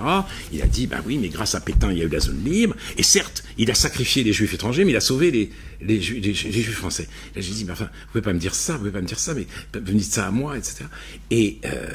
Et surtout, j'ai dit, mais enfin, vous parlez sans cesse de la responsabilité de la gauche. Mais qu'est-ce que c'est? Vous aussi, vous êtes la France seule. Et c'était quoi la France seule de Maurras? C'était la France seule à l'abri de l'occupant. Ce que d'ailleurs avait très bien dit De Gaulle dans un discours à l'Alberto en 1942. Hein, et il dit non, c'était pas ça, c'était ni le parti du Yes, ni le parti du Ya. Et je lui ai dit, oui, mais si on n'était pas du parti du Yes, on tombait forcément du côté du Ya. Et d'ailleurs, ai-je ajouté, Maurras a décrit le débarquement comme une invasion. Mais me dit-il, De Gaulle aussi. Je lui dis non. De Gaulle a pensé qu'il fallait prendre de vitesse les Américains qui voulaient faire de la France un protectorat. Mais non, c'était pas ça.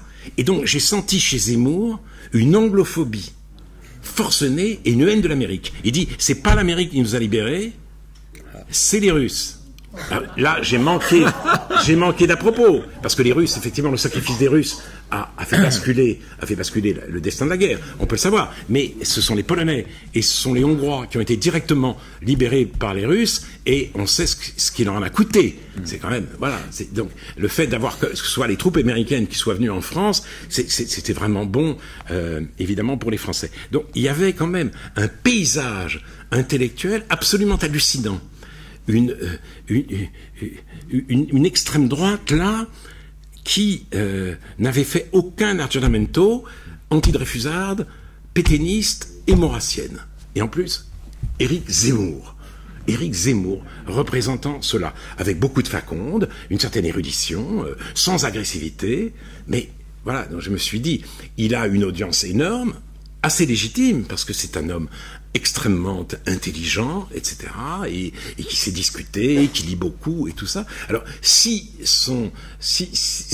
arrive à devenir un gourou, un maître à penser de la droite à venir, on a en effet de quoi s'inquiéter. Mais je pense quand même qu'il va tellement loin que il gênera ceux-là même qui auraient pu avoir besoin de ses conseils. Mais c'est pour dire que ce traditionnalisme dont tu parlais existe en effet, et qu'il va très loin.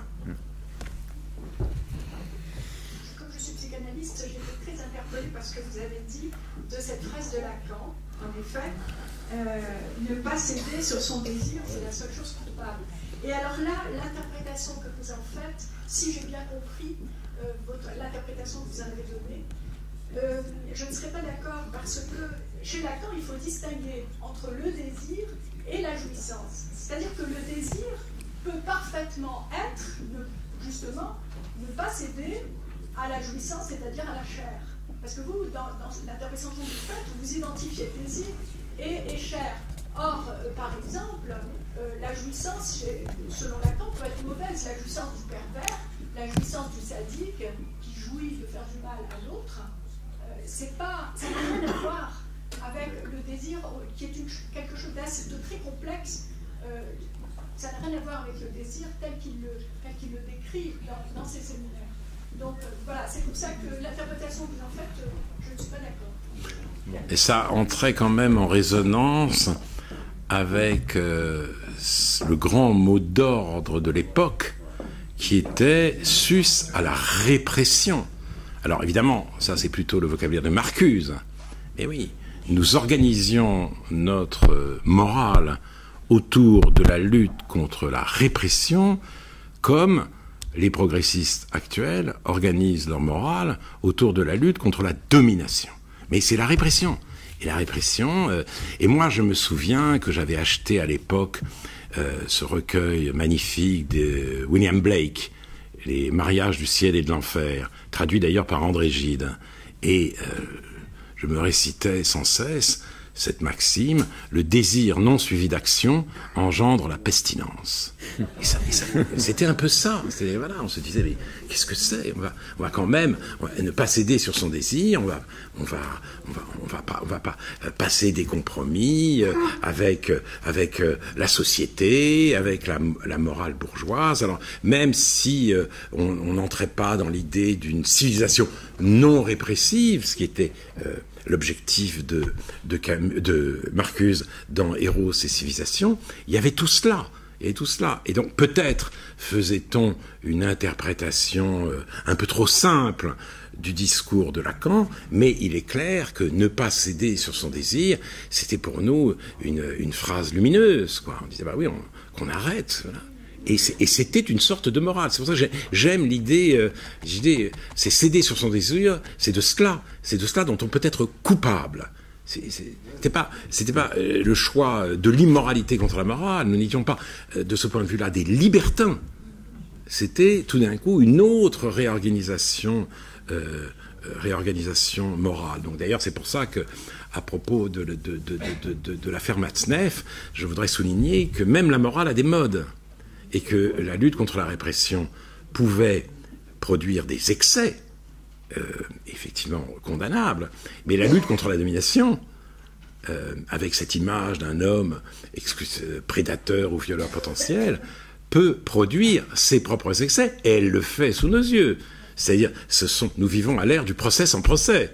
Parce qu'il y a des procès tout le temps, mais c'est des procès sans procès. Dans un procès, il y a du contradictoire. Il n'y a plus de contradictoire. L'affaire Enel, il n'y a pas de contradictoire. Même l'affaire Matzneff, il n'y a pas de contradictoire. Après tout, il ne peut rien avoir. D'ailleurs, il y en a un, parce que le livre de Spongora a été précédé par un livre de Matzneff qui sera bientôt pas disponible, qui est d'ailleurs un auteur ridicule. Je ne suis pas là pour l'encenser, il est tellement vaniteux, etc. Mais c'est la prunelle de mes yeux. Il raconte exactement la même histoire, avec les mêmes scansions, l'hôpital, etc., etc. Et c'est un homme sous emprise. Je veux dire, bien sûr, il faut prendre ça avec des pincettes, mais il est lui-même sous emprise. Il aime tellement cette jeune fille qu'il congédie toutes ses amantes. Évidemment, il en a des tonnes. Mais il les congédie toutes. Et il n'a qu'une idée en tête, c'est d'épouser. Il dit, tu vas être ma rédemption. Ma vie était un galop d'enfer. C'est fini, tu es ma rédemption. Il envoie une lettre à François Mitterrand pour obtenir de François Mitterrand une dérogation et qu'il puisse épouser malgré ses 14 ans. L'histoire ne dit pas si Mitterrand lui a répondu, mais en tout cas, il est dans cette disposition d'esprit. Sans doute cela n'aurait-il pas duré, sans doute tout ça, je veux bien, mais si vous voulez, c'est un moment très étonnant dans la vie de Matzneff lui-même. Mais bon, ça n'excuse pas, je ne dis pas ça. Je dis simplement qu'il y a des procès sans procès. Et des procès même qui succèdent à des procès qui ont eu lieu. C'est-à-dire, Woody Allen a été blanchi 2 fois par la justice. Il n'empêche que ses films ne sont plus projetés aux États-Unis et qu'il a de plus en plus de problèmes en France aujourd'hui. Et Polanski, c'est sa première victime, dit qu'elle a été beaucoup plus traumatisée par le tapage médiatique autour de cette histoire que par sa relation avec Polanski lui-même. Elle était la première à le féliciter après qu'il a reçu le Lion d'argent de Venise. Or, on se fonde là-dessus, aujourd'hui, sans cesse, pour le pointer du doigt. Vous voyez, donc, c'est pour ça, mais il ne s'agit pas pour moi de dire que la période précédente était meilleure que la nôtre, mais Jacques Julliard a parlé de tribus délirantes à propos de Saint-Germain-des-Prés, et d'autres parlent d'époques délirantes. Je dis qu'on est juste en train de changer de délire. C'est un nouveau délire qui s'empare de nous. Voilà pourquoi j'incite à la prudence, et je répète, il y avait dans notre esprit un aspect moral dans la contestation et dans cette espèce de révolution des existences. Et c'est cette morale que j'ai voulu, si vous voulez, esquisser en me servant de la formule de Lacan. Alors, chez Lacan, elle avait peut-être une signification plus profonde, mais voilà, elle claquait pour nous. Ne pas céder sur son désir, ça claquait. Alain Besançon, je crois que vous aviez une question. Je suis tellement d'accord avec moi par les livres, il est du mal à parler. Je garderai seulement quand même une notule à propos du changement de population c'est plutôt le changement de religion, le tableau des religions en France qui est en train de changer très profondément. L'islam fait 10% actuellement et va peut-être monter jusqu'à 50% dans les années à venir. Le christianisme s'effondre, il est passé de 95% de baptisés à 20% et en fait il n'y a plus que 1% des gens qui vont à la messe, donc c'est fini. Les juifs et les orientaux se maintiennent, disons, ils font tous un peu quelque chose comme 5%. La catégorie la plus intéressante, c'est celle qui a fait l'objet d'un livre américain qui s'appelle les nones, les nonesses, ceux qui n'ont pas de religion. Ça devient à peu près 70% de la population française. Et ce ne sont pas des païens, parce que le paganisme était plein de religions très belles, d'ailleurs, et dont nous nourrissons tous par la littérature et la poésie. Ce sont des nonesses qui n'ont pas de religion, parce que personne ne leur a appris que la religion était intéressante, qu'il y avait des enjeux, etc. Alors, ils sont livrés à des illuminismes variés. C'est assez grave. Et ça sera un terrain, évidemment, pour l'islam, qui est au moins une religion, disons, qui a des fonds païens, mais des allures chrétiennes et juives qui font qu'elle est un peu plus honorable, apparemment, en tout cas pour les notes. Les notes. Deuxième observation, c'est à propos de la religion des pauvres. Alors là, c'est un thème chrétien. C'est un thème chrétien dégénéré. Oui, absolument. Un thème chrétien dégénéré, c'est-à-dire que c'est issu de la dégénérescence du christianisme en humanitarisme. Voilà. Et ça, c'est bien extrêmement grave. Nous en avons une preuve, par exemple, très, très visible, dans le sort qu'on fait au psaume. Vous savez qu'on a chantifié à peu près un quart du psautier. On en a supprimé carrément des psaumes. Or, le psaume, c'était la prière, non pas seulement des juifs, c'était la prière des chrétiens. C'était même la seule prière biblique qui était entre les mains de tous les chrétiens. Et ça, on a changé les psaumes. Pourquoi on a changé les psaumes? Parce que les psaumes sont guerriers. Les psaumes ont des ennemis. Or, les juifs, actuellement, ils ont des ennemis. C'est les musulmans. Et les chrétiens, et selon l'humanité, ne doivent pas avoir d'ennemis. Non. Et voilà, c'est l'observation que je voulais vous proposer. Alors, merci beaucoup. Alors, d'abord le point d'accord absolu. Il y a en effet, et je reprends vos termes, une dégénérescence du christianisme, du catholicisme en humanitarisme, et c'est tout le sens de la bataille implicite, selon moi, qui voit les choses de l'extérieur, entre Ratzinger et le pape François. Cette question obsédait Benoît XVI. On l'a vu, je l'ai lu dans son discours bernardin, dans sa conférence de Ratisbonne aussi. Vraiment, tout d'un coup, il imaginait un autre destin pour le catholicisme, notamment quand il appelait à un grand logos. Il me semble au contraire, le pape François accompagne cette déchéance, en quelque sorte.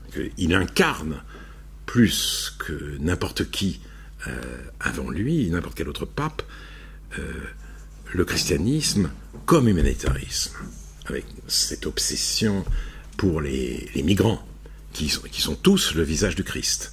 Et cette idée d'une hospitalité et d'une charité qui n'est plus un acte individuel, qui est élargi aux États eux-mêmes. Donc ça, je trouve que c'est en effet très inquiétant. Changement de religion, je dirais aussi quand même changement de population. À cet égard, je ferai référence à un film très contestable et très intéressant, à savoir Les Misérables. Le titre est honteux, là, parce que c'est vraiment pas Victor Hugo, et surtout, il y a à la fin du film, il y a une citation de Victor Hugo sur laquelle il n'y a pas de mauvaises herbes, il n'y a que de mauvais cultivateurs. Et le film nous laisse à penser, en effet, que des jeunes qui avaient tout pour aimer la France, ça commence après la finale de la Coupe du Monde, ils ont des drapeaux français, ils chantent à gorge déployée la Marseillaise, et bien en fait ils sont abandonnés par l'État, harcelés par la police, et donc ça se termine en émeute, et vive l'émeute.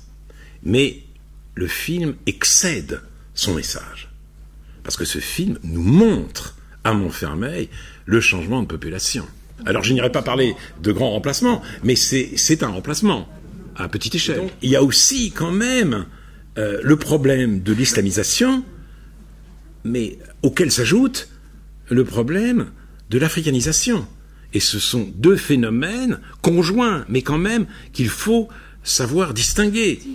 Moi, je conseille autour de moi aux gens de voir ce film. C'est une leçon de réalité, à un moment de grand irréalisme social et politique. Il existe actuellement une tendance à une sorte de catastrophisme, comme quand le monde va à sa perte, que tout est fini, qu'on ne respecte aucun engagement, les gouvernements sont en tout. C'est la petite musique actuelle. Alors, de ce côté-là, je suis frappé par l'absence de débat sur ces questions-là. C'est-à-dire que c'est la petite musique, mais on n'entend pas d'opposition, on n'entend pas de critique, il en existe. Mais je pense simplement à une seule à propos des éoliennes. Moi, je ne suis pas technicien, je ne suis pas ingénieur, je ne connais rien. Mais j'ai cru comprendre que les socs de béton enfoncés qui doivent maintenir l'appareil sont aussi indestructibles que les bunkers du nord Atlantique. Absolument.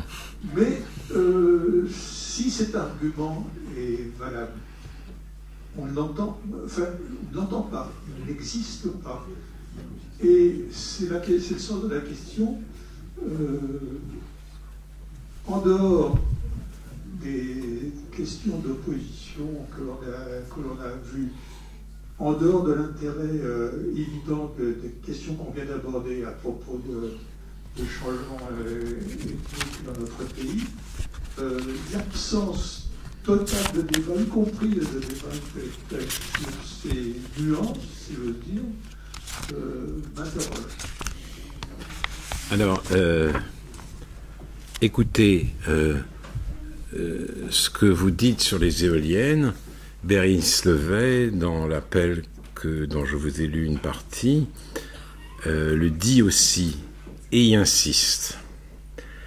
Et simplement, en effet, nous sommes dans une situation inquiétante et ridicule à la fois. Parce qu'aujourd'hui, certains voudraient confier le destin de la planète à une pauvre adolescente suédoise. Greta Thunberg, et on a parlé tout récemment, « How dare you ?» a-t-elle dit à l'Assemblée générale de l'ONU, et tout récemment, on a scénarisé son opposition avec Donald Trump à Davos.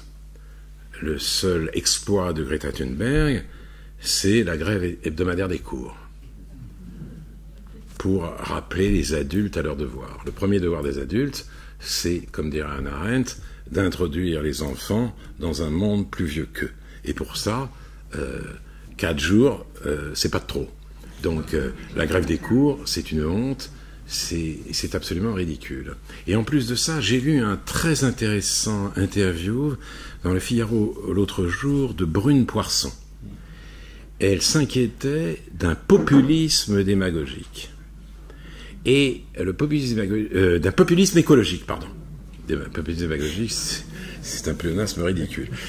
Elle s'inquiétait d'un populisme écologique, de l'idée que tout peut être réglé par un claquement de doigts.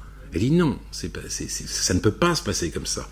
Nous sommes dans un monde, il y a des pays, il y a des intérêts. Alors, sous l'influence ou avec Greta Thunberg, se développe une pensée adolescente avec ses alternatives sommaires. Voilà. Faites-le tout de suite, vous ne le faites pas, vous êtes coupable. Et elle désigne en général des États démocratiques qui sont souvent les plus vertueux, notamment la France, pour ce qui est de l'émission de gaz de CO2, alors que la Chine échappe à son pouvoir à sa colère et à son pouvoir d'intimidation.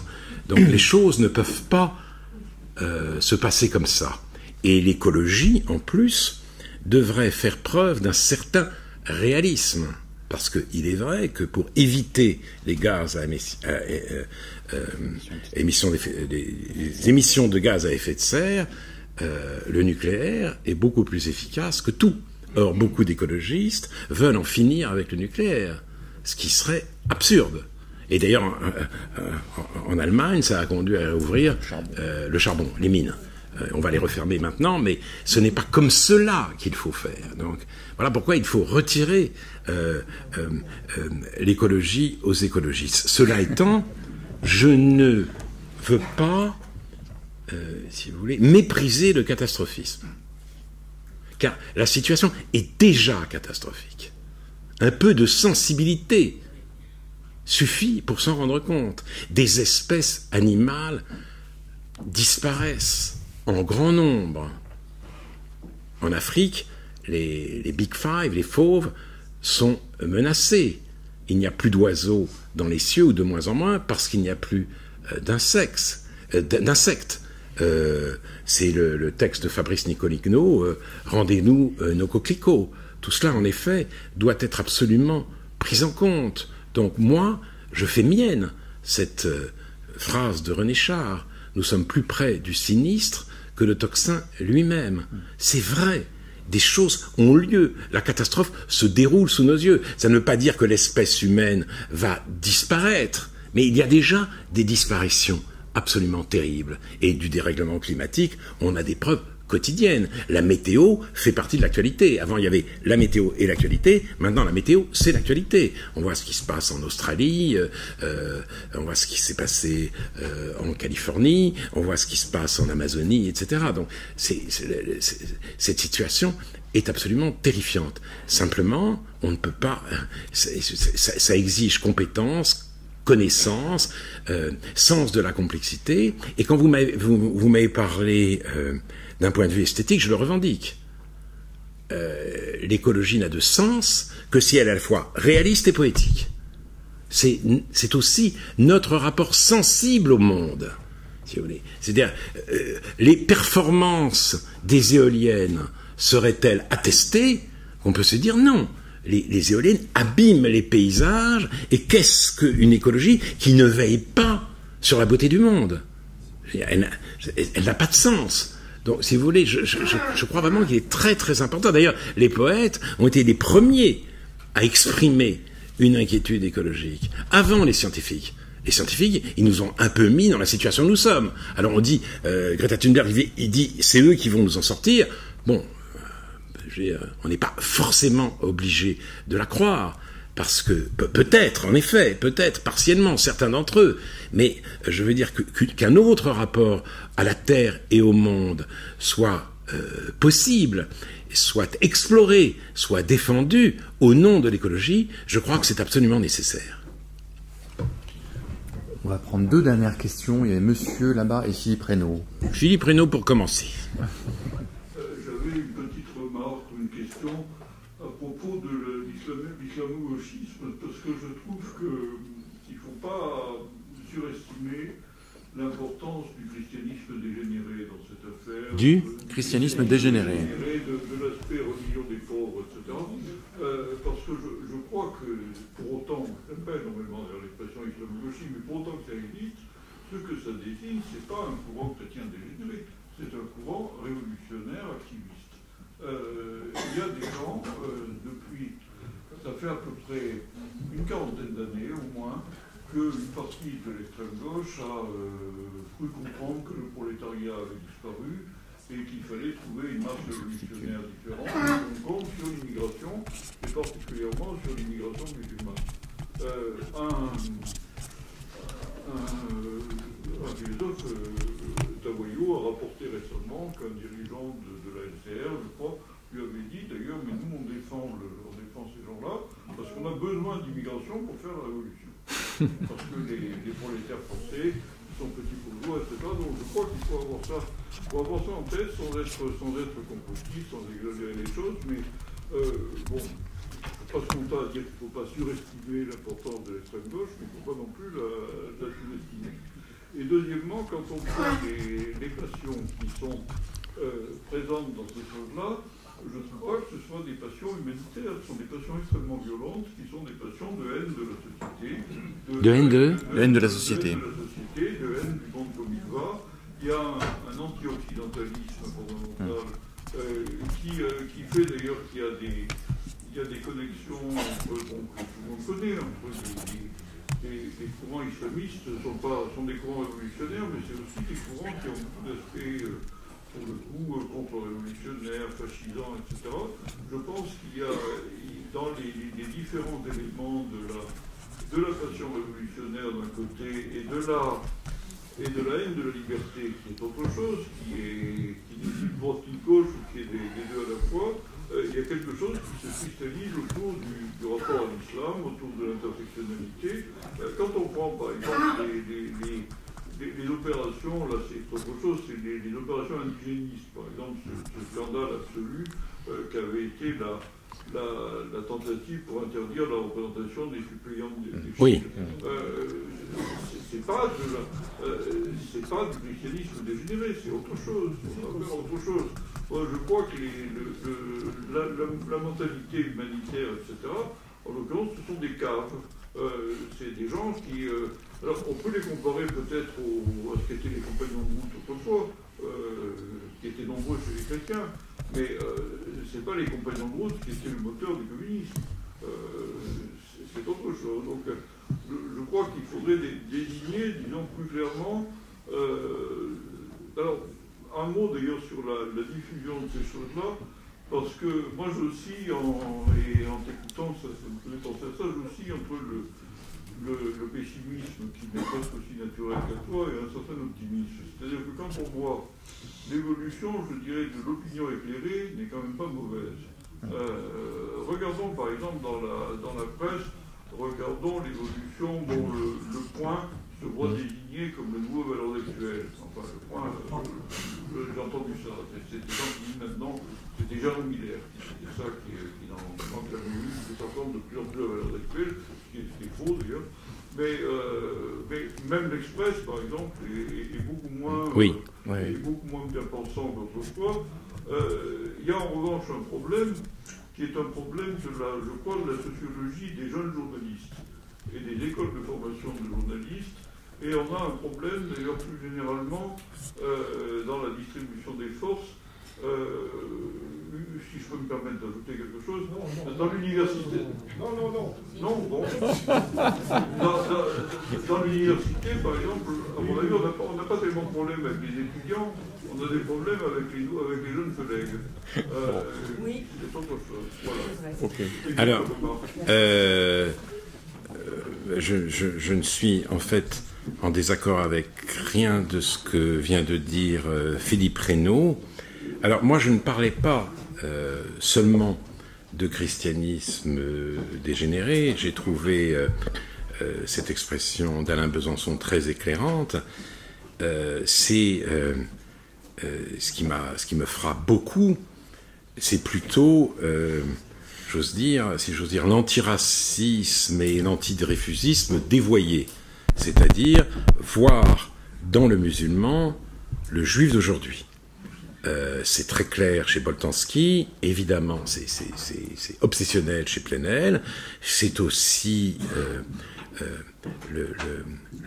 une thèse défendue par Enzo Traverso. Il y a toute une galaxie médiatico-intellectuelle qui nous rappelle à nos devoirs. C'est-à-dire, les générations antérieures ont failli vis-à-vis des Juifs. Nous ne ferons pas les mêmes erreurs. Nous serons à la hauteur. Nous saurons accueillir les migrants. Il n'y aura pas d'exodus. Voilà, nous saurons faire cela. Donc, il s'appuie sur la mémoire. Comment ? Oui, c'est un violent. Mais c'est un violent dont le discours, quand même, est habité par ce qu'il croit être la mémoire et le devoir de mémoire, et l'antiracisme. Donc ça, je veux dire, le problème, d'ailleurs, l'antisémitisme aujourd'hui est un antiracisme, exclusivement un antiracisme. Donc quand Emmanuel Macron à Jérusalem condamne l'antisémitisme et le racisme, presque comme deux formes de la même maladie. Bon, il est très clair sur l'antisémitisme, il dit que la négation de l'existence d'Israël peut s'assimiler à l'antisémitisme, mais j'ai envie de lui dire, mais c'est pas comme ça, c'est pas vrai. L'antisémitisme, c'est de dire les Juifs sont racistes, Israël est un État raciste, etc., etc. Et d'ailleurs, donc tous ceux qui se retournent contre Israël le font aujourd'hui, au nom de ce qu'est la véritable vocation juive, de la diaspora, etc. C'est cela qui arrive. Donc, il ne faut pas sous-estimer cet aspect des choses. Hein. Le musulman, c'est le nouveau juif, ou le migrant de façon générale. Plutôt le migrant que le musulman. Le migrant.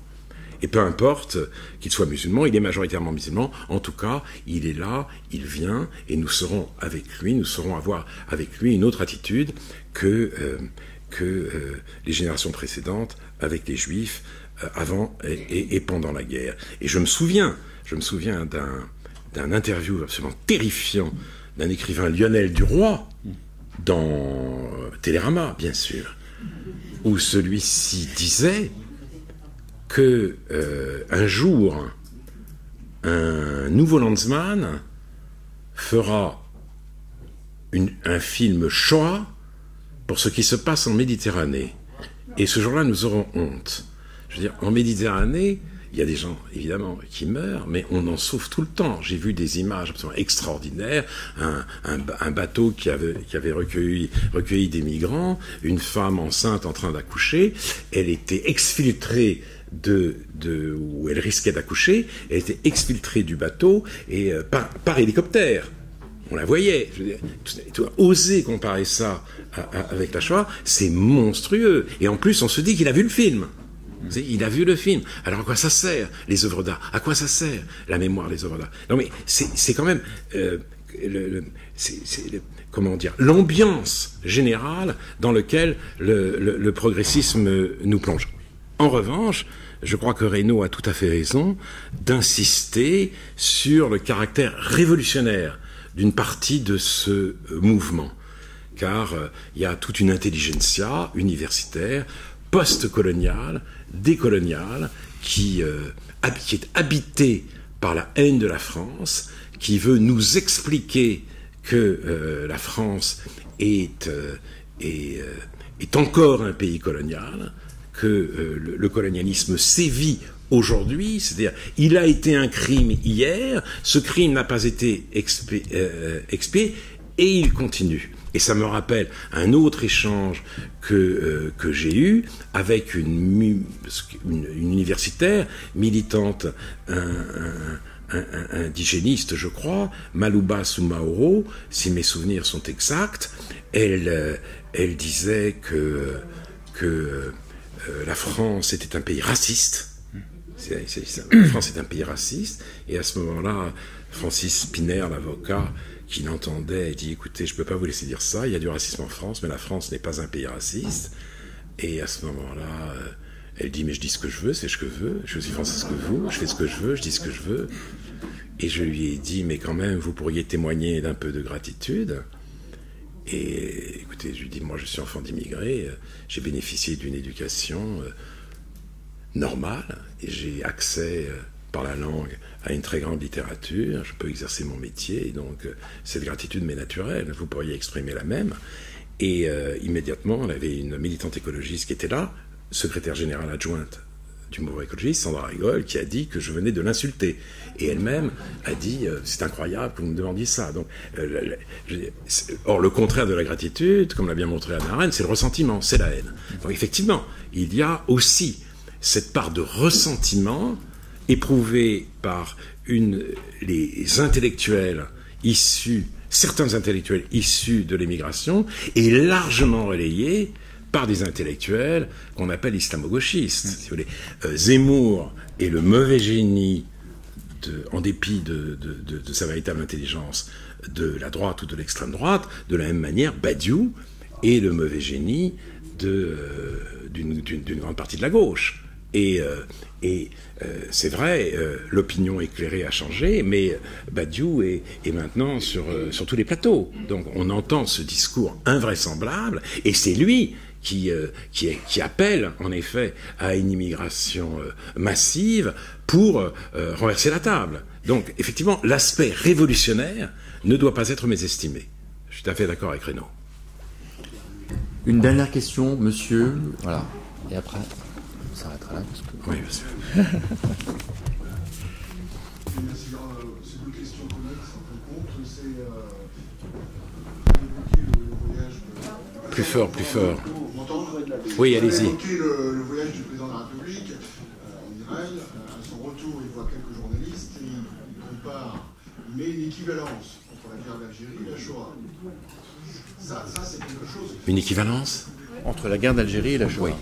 C'est quelque chose qui montre que c'est pas simplement l'islamo-gauchisme, c'est la pénétration plus haut niveau de l'État, une absence d'ailleurs de connaissance de l'histoire tout simplement, et il y a une dangerosité au plus haut niveau de l'État. La deuxième chose, c'est qu'il y a un phénomène qui est arrivé récemment, c'est la petite Mila de 16 ans qui dit une bêtise sur Internet. Bon, ça, peut-être une bêtise, mais elle est menacée par des dizaines de milliers de personnes de morts. Plus grave, le CFCM, par son délégué général, dit elle l'a bien cherché, donc valide les menaces de mort. Je parle du délégué, le président a pu rectifier le délégué. Aucune réaction au plus haut niveau de l'État. Aucune réaction pour défendre un minimum cette jeune fille qui est plutôt imprudente qu'autre chose et qui est victime de ce que beaucoup de jeunes sur le net. Elle pratique un peu trop le net et elle s'est fait dépasser. Mais au plus haut niveau de l'État, il y a quand même un relais de l'islamisme et de l'islamo-gauchisme par cette manière de se comporter. Je voudrais savoir ce que vous en pensez. Alors,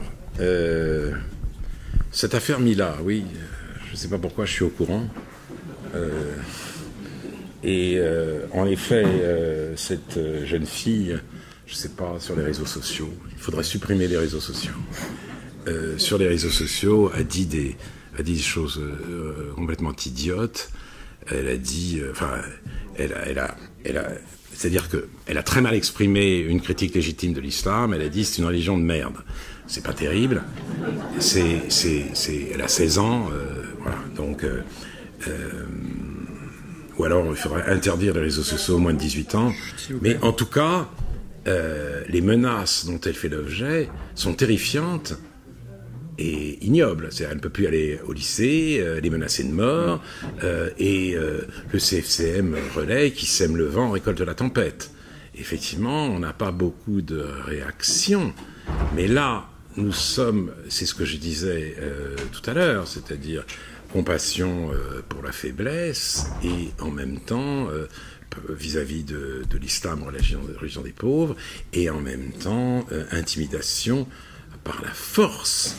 Parce qu'il faut savoir aussi, quand même, que une adaptation théâtrale de la lettre aux escrocs de l'islamophobie qui font le jeu des racistes de Charb, eh bien, ne peut plus être représentée nulle part.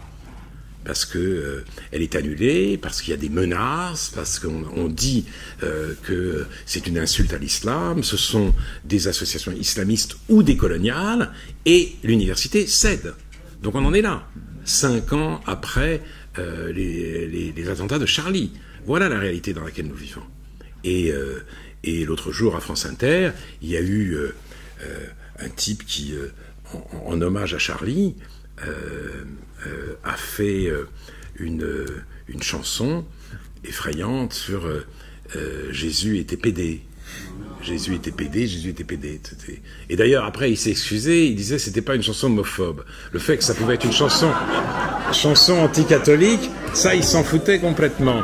Mais c'est très intéressant, c'est-à-dire en hommage à Charlie, mais jamais il n'aurait pu émettre la moindre critique, vulgaire ou pas vulgaire, de l'islam, parce qu'il a peur. Alors pour le reste, il y a eu en effet, m'a-t-on dit aussi ce matin, cette déclaration du président de la République, enfin c'était des propos dans l'avion, où je crois Emmanuel Macron aurait dit qu'il devait faire un discours sur la colonisation de même nature que le fameux discours du président Chirac sur le fait que la France a commis l'irréparable en prêtant la main à la solution finale. Je pense que Jacques Chirac a eu tort, il aurait dû dire l'État français. Il me semble que les résistants défendaient la France et se battaient pour la France. Donc c'est une insulte aux résistants. En revanche, il y a eu une vraie complicité, mais l'État français, ça suffisait bien. Et même la police française, on pouvait aller très loin. Mais pourquoi la France? En tout cas, Emmanuel Macron voudrait faire la même chose, et si c'est vrai, cela signifie, et c'est très embêtant, qu'il n'est pas revenu vraiment sur cette déclaration qui a fait scandale, selon laquelle la colonisation était un crime contre l'humanité. Il y a eu un scandale, une discussion a eu lieu. Je pensais, moi, qu'il en aurait tiré la leçon, parce que c'est un homme qui s'adapte aux situations, qui sait changer. Il semble que non. Peut-être pense-t-il que c'est une voie pour l'intégration, alors que je pense que de telles déclarations repentantes ne font, en l'occurrence, qu'aggraver la désintégration. Parce que ça installe toute une communauté dans la posture d'ayant droit de la haine, c'est-à-dire des gens qui ne connaissent que leur propre grief, et ça, c'est terrible. C'est absolument terrible. Donc, c'est faux historiquement, bien entendu, et c'est très malvenu politiquement quand il s'agit justement de rétablir l'unité française, l'unité nationale. J'ai été très frappé par le discours de vœux d'Emmanuel Macron. Il a parlé de la crise, des retraites, etc., de sa réforme, mais il a dit, il a longuement aussi, il a fait un long développement sur notre besoin, sur la crise de l'unité nationale. J'étais très frappé par ça.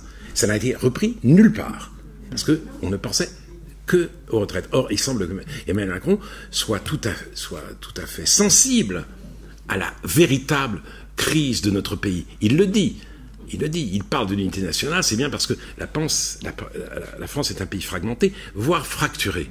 Mais s'il croit pouvoir résorber la fracture par ce genre de discours, je crois qu'il se trompe lourdement. Merci Alain Finkielkraut.